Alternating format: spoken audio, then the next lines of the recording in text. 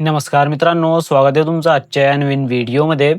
आज आपण या व्हिडिओमध्ये जातीचे प्रमाणपत्र म्हणजेच कास्ट सर्टिफिकेटसाठी तुम्ही कशा पद्धतीने अर्ज करू शकता याच्याविषयी आपण संपूर्ण माहिती घेणार आहोत. जर तुम्ही एक CSC VLE म्हणजेच आपले सरकार VLE असतील तर तुमच्यासाठी हा व्हिडिओ खास असणार आहे.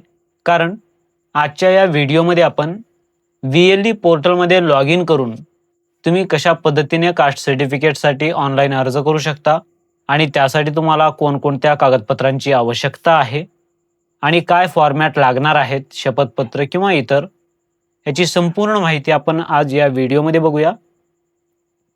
जर तुम्ही चॅनलवरती नवीन आला असाल तर चॅनलला सबस्क्राईब करा. असेच महत्त्वपूर्ण अपडेट्स तुम्हाला मिळत राहतील. तर चला मग मित्रांनो, व्हिडिओ सुरू करूया. सर्वप्रथम कास्ट सर्टिफिकेटसाठी नेमकं आता डॉक्युमेंट काय काय लागणार आहेत. लाभार्थ्यांचा आधार कार्ड आणि अर्जदाराचा आधार कार्ड, पत्त्याचा पुरावा, यामध्ये आधार कार्ड किंवा मतदान कार्ड किंवा राशन कार्ड. त्यानंतर या ठिकाणी क पत्रक जे की 1958चा पुरावा मानला जातो आणि एक वंशावळी, ज्यांचं तुम्ही जातीचा प्रमाणपत्र जोडत आहात तुमच्या रिलेशनमधल्या, त्यांच्या नावाने एक वंशावळी द्यायची, म्हणजे त्यांचं आणि तुमचं संबंध काय आहे ते वंशावळीमध्ये तुम्हाला दाखवावं लागणार आहे. आणि लाभार्थ्यांचं या ठिकाणी ओळखीचा पुरावा, रहिवाशी पुरावा, निर्गम किंवा शाळेची TC, बोनाफाईड, आणि या ठिकाणी वडिलांचे जे असतील वडिलांचे आधार कार्ड, निर्गम किंवा शाळेचा जे दाखला असेल शाळा सोडल्याचा ते, रहिवाशी पुरावा, जर जातीचा प्रमाणपत्र असल्यास ते देखील द्यावे लागतील. हे असे डॉक्युमेंट तुम्हाला या ठिकाणी लागणार आहेत. तर या ठिकाणी तुम्हाला आता VLE पोर्टलमधून लॉग इन तुम्ही करून कशा पद्धतीने कास्ट सर्टिफिकेटसाठी अर्ज करू शकता. तर सर्वात प्रथम आपले सरकार या पोर्टलवरती आल्यानंतर तुम्हाला VLE लॉग इन करून घ्यायचं आहे. VLE लॉग इन केल्यानंतर या ठिकाणी सर्च सर्व्हिसेस या ऑप्शनमध्ये तुम्हाला टाकायचं आहे जे की कास्ट किंवा तुमचं जे कोणतं कास्ट असेल ते कास्ट या ठिकाणी तुम्हाला टाकायचं आहे. आणि या ठिकाणी तुम्हाला कास्ट सर्टिफिकेट यावरती तुम्हाला टिक करायचं आहे, म्हणजे त्यावरती क्लिक करायचं आहे तुम्हाला. त्यानंतर या ठिकाणी इंग्लिश या ऑप्शनवरती, म्हणजे इंग्लिशवरती तुम्हाला क्लिक करायचं आहे आणि या ठिकाणी कंटिन्यू या ऑप्शनवरती तुम्हाला क्लिक करायचं आहे. हे एवढं करताच तुमच्यासमोर या ठिकाणी ॲप्लिकेशन डिटेल्स, जे की जो कोणी अर्जदार आहे अर्जदाराचे या ठिकाणी तुम्हाला संपूर्ण डिटेल्स तुम्हाला भरून घ्यायचे आहेत. त्यामध्ये श्री, श्रीमती किंवा कुमार किंवा मिस्टर जे असेल ते, त्यानंतर त्यांचं नाव इंग्रजीमध्ये आणि त्यानंतर मराठीमध्ये, आणि अर्जदारांच्या वडिलांचं नाव इंग्रजीमध्ये टाका आणि मराठीमध्ये देखील टाका. अशा पद्धतीने जे की अर्जदाराचा या ठिकाणी डेट ऑफ बर्थ टाकायचं आहे आणि एज ऑटोमॅटिकली येऊन जाईल. जर येत नसेल तर तुम्हाला या ठिकाणी टाकावे लागणार आहे. त्यानंतर मोबाईल क्रमांक टाका आणि ॲड्रेसमध्ये जो कोणी अर्जदाराचा जो कोणता पत्ता असेल ते पत्ता, गावाचं नाव, स्ट्रीट, लोकॅलिटी, बिल्डिंग, जवळचा म्हणजे लँडमार्क कोणतं आहे, नियर ग्रामपंचायत किंवा नियर हनुमान मंदिर, जे कोणतं असेल ते, अर्जदाराचा जिल्हा, तालुका, गाव आणि पिन कोड, आणि या ठिकाणी अर्जदार नेमकं काम काय करतो, फार्मर आहात किंवा जे कोणते असतील ते या ठिकाणी तुम्हाला सिलेक्ट करायचं आहे. हे अशा पद्धतीने तुम्हाला अर्जदाराचे पूर्ण डिटेल्स भरून घ्यायचे आहेत. Relation of beneficiary with applicant, जो कोणी लाभार्थी आहे लाभार्थ्यासोबत अर्जदाराचा संबंध काय आहे किंवा अर्जदाराचा लाभार्थ्यांसोबत संबंध काय असेल ते दाखवायचे तुम्हाला. तर या ठिकाणी तुम्हाला relation of beneficiary with applicant, लाभार्थ्यांचं अर्जदाराशी संबंध, जर अर्जदार वडील असेल तर या ठिकाणी आपल्या मुलासाठी म्हणा, किंवा जर मुलासाठी सिलेक्ट करत असतील तर या ठिकाणी सन सिलेक्ट करा, मुलगी असेल तर डॉटर, अशा पद्धतीने तुम्हाला सिलेक्ट करायचं आहे. आणि जे कोणते लाभार्थी असतील बेनिफिशरी डिटेल्स तुम्हाला टाकायचे आहेत या ठिकाणी, म्हणजे हे प्रमाणपत्र कोणाच्या नावानं तुम्हाला काढायचं आहे त्यांचे डिटेल्स तुम्हाला या ठिकाणी भरायचे आहेत. त्यामध्ये कुमार, कुमारी जे असेल ते या ठिकाणी पूर्ण नाव टाकायचं आहे, जे की या ठिकाणी जे नाव असेल तेच नाव तुमच्या सर्टिफिकेटवरती देखील येईल. आणि या ठिकाणी मराठीमध्ये देखील टाकायचं आहे आणि डेट ऑफ बर्थ टाका लाभार्थ्यांचे आणि जेंडर सिलेक्ट करा. मोबाईल क्रमांक असेल तर टाका, नसेल तर सोडून द्या. आणि या ठिकाणी परमनंट ॲड्रेस, आता या ठिकाणी तुम्हाला येसवरती राहू द्यायचं आहे. म्हणजे अर्जदाराचं आणि लाभार्थ्यांचं जर ॲड्रेस सेम असेल तर या ठिकाणी यस राहू द्या. जर डिफरंट असतील तर नो करून लाभार्थ्यांचा ॲड्रेस तुम्ही टाकू शकता. आणि त्यानंतर आहे एज्युकेशन डिटेल्स ऑफ बेनिफिशरी. आता लाभार्थी नेमकं कुठं कुठं शिकलाय ते डिटेल्स तुम्हाला द्यायचे. जसे की आता क्वालिफिकेशन समजा SSC आहे. आता SSC कुठे शिकलेत म्हणजे बोर्ड कोणता आहे त्यांचा, हे एखादा बोर्ड आहे समजा. आता स्टार्ट इयर म्हणजे 2020 आणि इंड आहे 2021, म्हणजे तुम्ही पासआउट कधी झालात ते, आणि तुमच्या शाळेचं नाव काहीतरी असेल. हे अशा पद्धतीने डिटेल्स टाकायचे आहेत आणि ॲड करायचे. अशाच पद्धतीने तुम्हाला या ठिकाणी आणखीन HSCचे डिटेल्स ॲड करायचे आहेत. क्वालिफिकेशन कोणतं आहे, HSC, डिप्लोमा, ग्रॅज्युएशन जे असतील ते. त्यानंतर बोर्ड कोणता आहे, कधी ॲडमिशन घेतलात, कधी पासआउट झालात आणि कोणतं शाळा आहे त्या शाळेचं नाव आणि ॲड्रेस टाकून या ठिकाणी ॲड करायचं आहे.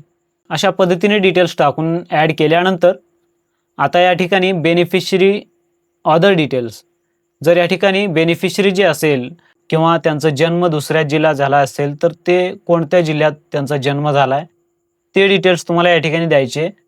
पण नसेल तर या ठिकाणी तुम्हाला हे जे ऑप्शन आहे याला सोडून द्यायचं आहे. त्यानंतर beneficiary caste and category details. आता या ठिकाणी लाभार्थ्यांचं जे जात प्रमाणपत्र जे तुम्ही काढणार आहात, लाभार्थ्यांचं या ठिकाणी जात तुम्हाला सिलेक्ट करायची आहे. जे की कास्ट या ठिकाणी सिलेक्ट केल्यानंतर या ठिकाणी ॲटोमॅटिकली तुमची जे कोणती कॅटेगरी असेल त्या रिलेटेड ते ॲटोमॅटिकली येऊन जाईल. त्यानंतर रिलिजनमध्ये या ठिकाणी हिंदू किंवा जे असेल ते सिलेक्ट करा तुमच्या अकॉर्डिंगली. आणि या ठिकाणी फॅमिली ट्री या ऑप्शनमध्ये ज्या प्रकारे तुम्ही वंशावळीमध्ये दाखवता त्या प्रकारे या ठिकाणी तुम्ही दाखवू शकता, परंतु या ठिकाणी कंपल्सरी नाही आहे, तर याला सोडून पण देऊ शकता तुम्ही. आणि या ठिकाणी ऑदर डिटेल्स या ऑप्शनमध्ये तुम्हाला म्हणजे कोणत्या कारणासाठी हे सर्टिफिकेट तुम्हाला लागणार आहे या ठिकाणी द्यायचं आहे. तर या ठिकाणी एज्युकेशन पर्पजसाठी, तर या ठिकाणी आपल्याला एज्युकेशन पर्पजचा एक रिझन द्यायचं आहे.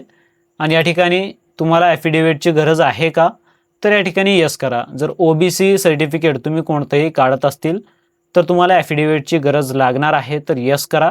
जर तुम्ही SC STचं जर काढत असतील तर तुम्हाला ॲफिडेविट नो करायचं आहे. आणि या ठिकाणी जे कोणतं ॲग्रीमेंट डिटेल्स आहेत ते वाचून घ्या आणि ॲक्सेप्ट करा आणि प्रोसीड या बटनवरती क्लिक करायचं आहे. जसं तुम्ही या ठिकाणी प्रोसीड करशाल, प्रोसीड केल्यानंतर आता या ठिकाणी तुम्हाला डॉक्युमेंट अपलोड करण्याचे एक ऑप्शन दिले जातील. जे की आता या ठिकाणी तुमचं जे फॉर्म असेल ते भरणं या ठिकाणी कंप्लीट झालं आहे, परंतु आता तुम्हाला डॉक्युमेंट अपलोड करायचे आहेत.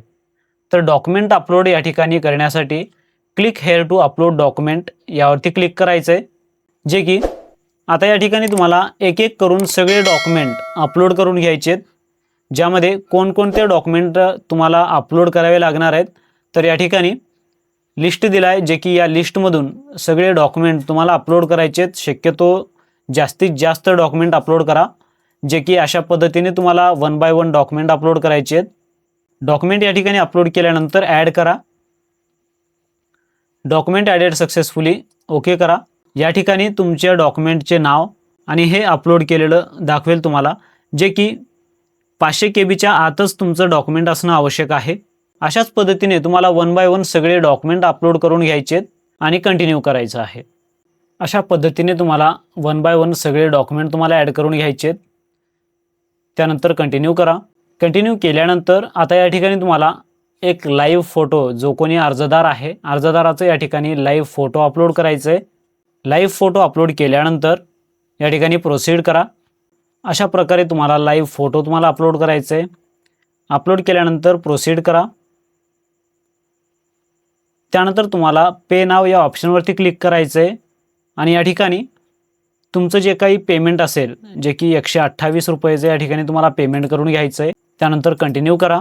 हे एवढं करताच आता तुमच्यासमोर एक रिसिप्ट जनरेट होईल, जे की अशा पद्धतीने तुम्ही कास्ट सर्टिफिकेटसाठी ऑनलाईन अर्ज करू शकता आणि याचा प्रिंटआउट तुम्ही तुमच्या कस्टमरला देऊ शकता.